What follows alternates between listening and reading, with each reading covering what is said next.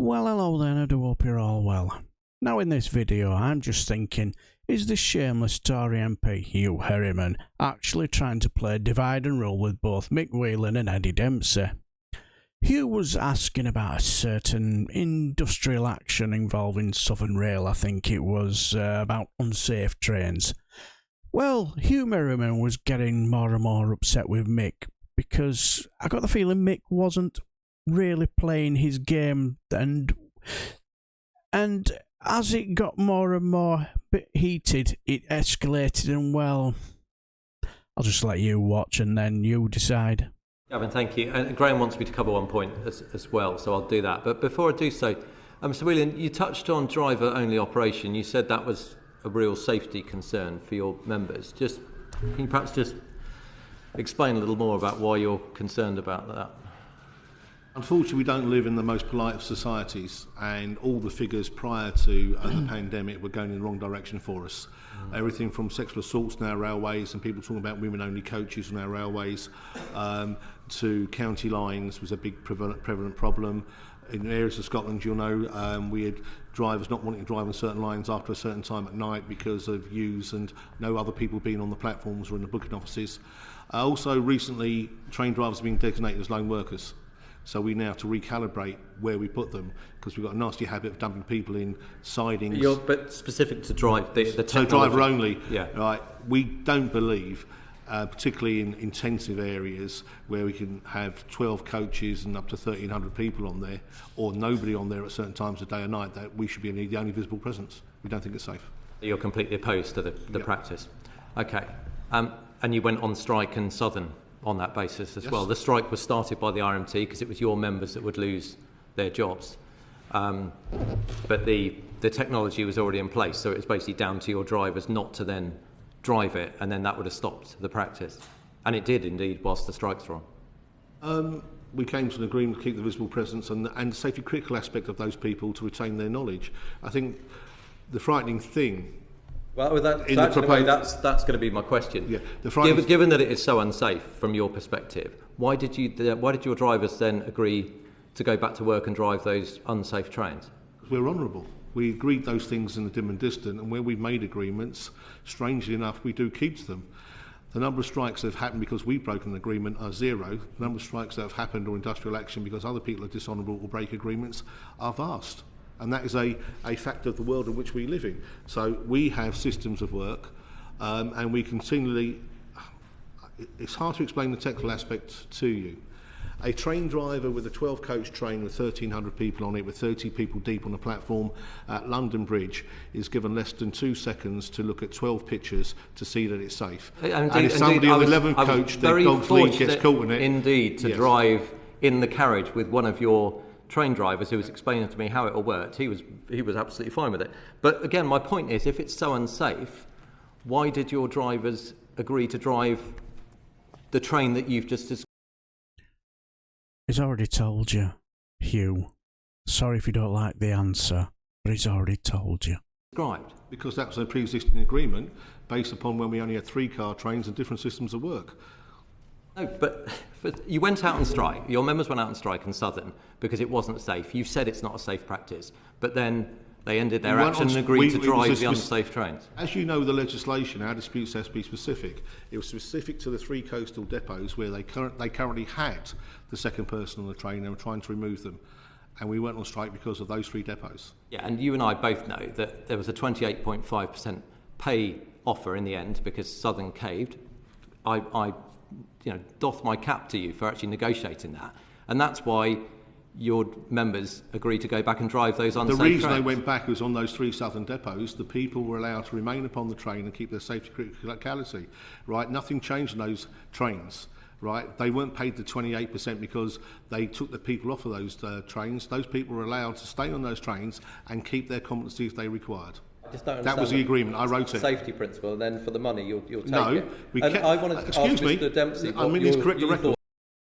Yeah, see, he's doing it again. Putting in won't allow Mick Wheelan to finish his, and this is a lot. When the rail bosses came in after, do you think there was any of this? No. Telling you that for now. I'll sort a video on that just to prove to you. But this is very, very interesting what he tries to do. I have a sneaky feeling that he's trying to do a bit of divide and conquer. I could be wrong here, but this is what I'm thinking what he's going to do here with Eddie Dempsey. Thought about that, because I remember RMT members were absolutely furious because effectively that was their job, their strike guarantee, that actually if the train didn't operate because the conductor wasn't operating it, then actually it wouldn't move. But as soon as the drivers take that control over, that power is lost. I mean, how did you feel about that? Because your members didn't get a 28.5% pay rise. In fact, they may have lost their job. No, what happened to our members is they were faced with a version of fire and rehire. It was nothing to do with what the drivers did or didn't do. Our members were told, here's a new contract of employment. That means you'll work in a different role. You will sign that new contract of employment or you will leave the industry. That's what happened to our people, and that's how that dispute ended. But the dispute ended because the drivers ended up driving the trains that your members said, and they were the first to take action. The dispute ended for our members when they were issued new contracts of employment and said you will sign that new contract or you will be unemployed. That's how our dispute ended. The dispute I'm a Southern MP, so I remember it very, very well. I remember the dispute ended because ASLEF drivers drove the train. If they hadn't, then actually the dispute would have carried on and the trains wouldn't have run. Those trains, the agreement is then manned with safety critical staff. We would have continued in strike action, but what we faced there Wouldn't have made any difference because they would have driven the trains. You might say so, but we would think differently. What happened then and what is happening now is people in my industry are facing fire and rehire, and everyone in this place condemned it when it was P&O, but now it's being done to railway workers. All we seem to hear is people talking about, well, let's bring more laws in. Let's criminalise the act of dissent against low wages and against being made unemployed.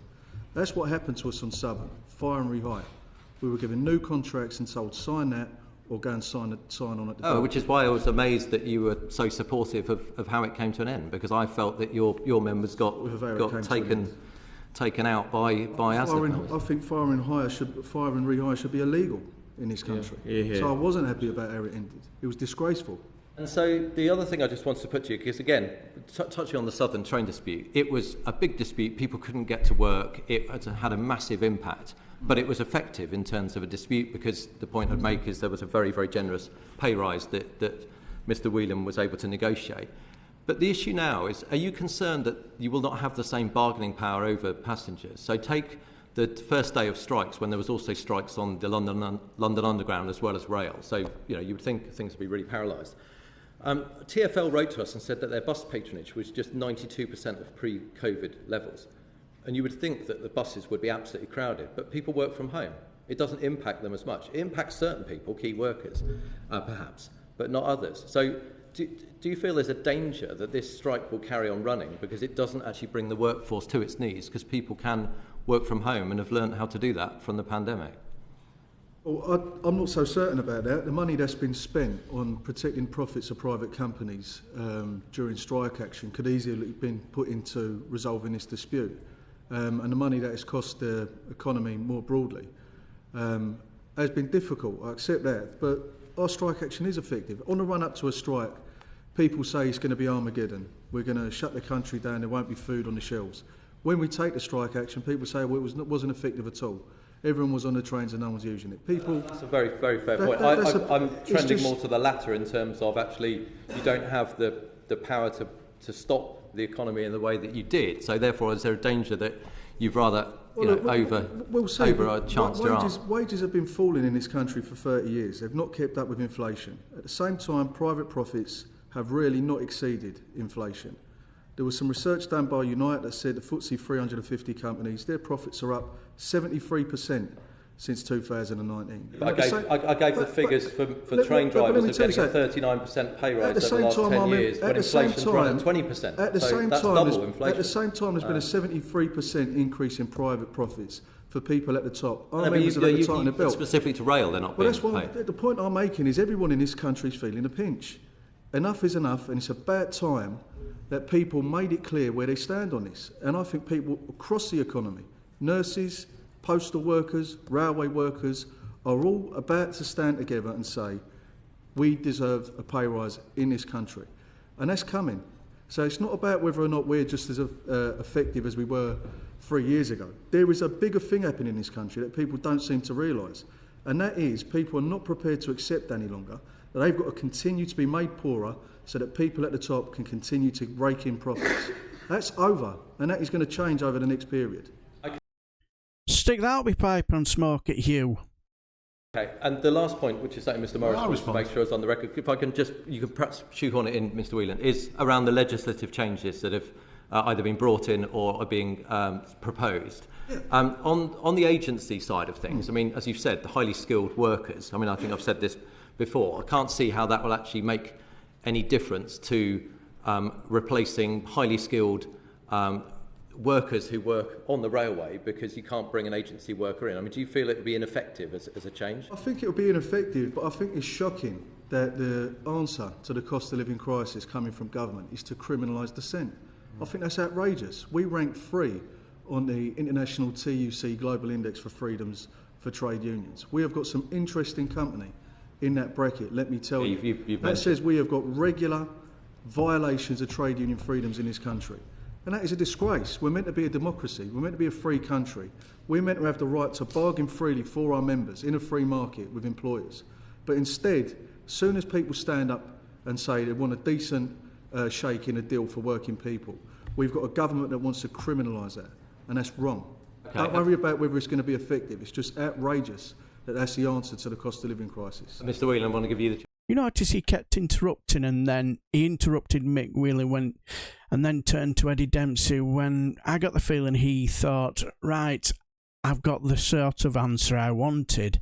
And I think, right, I'll try and play both the unions against each other. And I don't think he got the reply he wanted from Eddie Dempsey.